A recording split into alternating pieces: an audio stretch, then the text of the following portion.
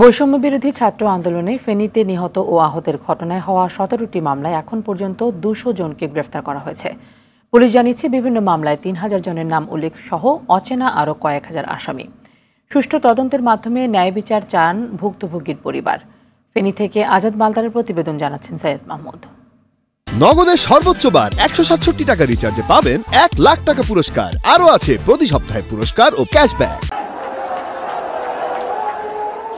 উত্তাল জুলাই আগস্টে বৈষম্য বিরোধী শিক্ষার্থীদের ডাকে ফেনীতেও রাস্তায় নামে হাজার হাজার মানুষ।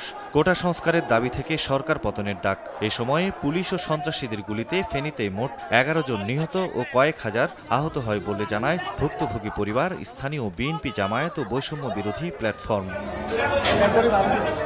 ৪ আগস্ট ফেনীর মহিপালে সড়কে অবস্থান নেয় ছাত্র জনতা।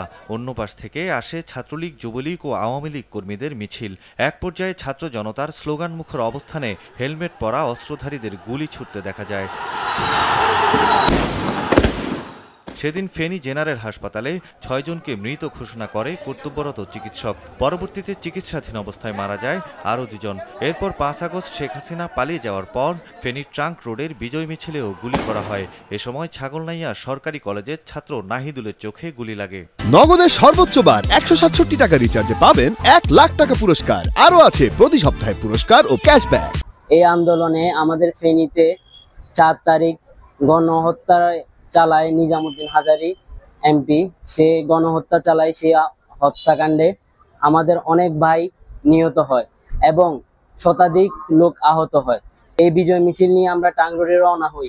সেই দিনও আমাদের উপর হ্যামলেট বাহিনীরা তারা অতর্কিতভাবে হামলা করে। এই হামলায় আমার গুরুতর আহত হই এবং আমার একটা স্পিন্টার বুলেট আমার চোখের ভিতরে তাকানো অবস্থায় ঢুকে যায়, যার কারণে আমার রেটিনা পর্দা ছিঁড়ে গেছে। আসলে ইশতিয়াক আহমেদ গত ১৬ আগস্ট ফেনী মহিপালে সার্কিট হাউস রোডে ৬টা গুলি খেয়ে সে মৃত্যুবরণ করে। আমি চাইব বর্তমান সরকারের কাছে এই মামলাগুলো যাতে আন্তর্জাতিক ট্রাইব্যুনালে বিচার হয়, সঠিক তদন্ত সাপেক্ষে সঠিক বিচারটা যেন আমরা পাই। এসব ঘটনায় ফেনীর বিভিন্ন থানায় মোট ১৭টি মামলায় আসামিদের গ্রেপ্তার করা হচ্ছে। মামলায় নিরপরাধ কেউ যাতে ভুক্তভোগী না হয় সে বিষয়েও সতর্ক থাকার কথা জানায় পুলিশ। আমাদের এই মামলার যতগুলো আসামি আছে যারা এই ঘটনার সাথে সম্পৃক্ত ছিল, হত্যা মামলা এবং বিস্ফোরণ ঘটনার মামলাগুলোর এই ঘটনার সাথে জড়িত, তাদেরকে গ্রেপ্তারের জন্য চেষ্টা অব্যাহত আছে।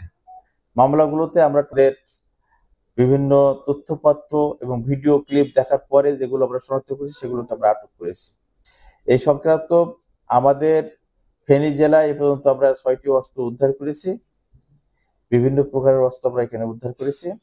আমাদের অভিযান পরিচালনা হচ্ছে এবং দিন দিন আরো জোরালো থেকে জোরালো হচ্ছে। ছাত্র জনতার আন্দোলনের সময় হত্যাকারীদের দৃষ্টান্তমূলক বিচার প্রত্যাশা বাদীপক্ষের। আমরা আশা করছি যে খুব শীঘ্রই যারা প্রকাশ্যে যাদের ভিডিও ফুটেজ আছে, যাদের হাতে এই যে সাধারণ ছাত্র জনতা নিহত হয়েছে, শহীদ হয়েছে, তাদেরকে শীঘ্রই আইনের আওতায় এনে আমরা একটা বিচারের মুখোমুখি দাঁড় করাতে পারব। সৈয়দ মাহমুদ, RTV।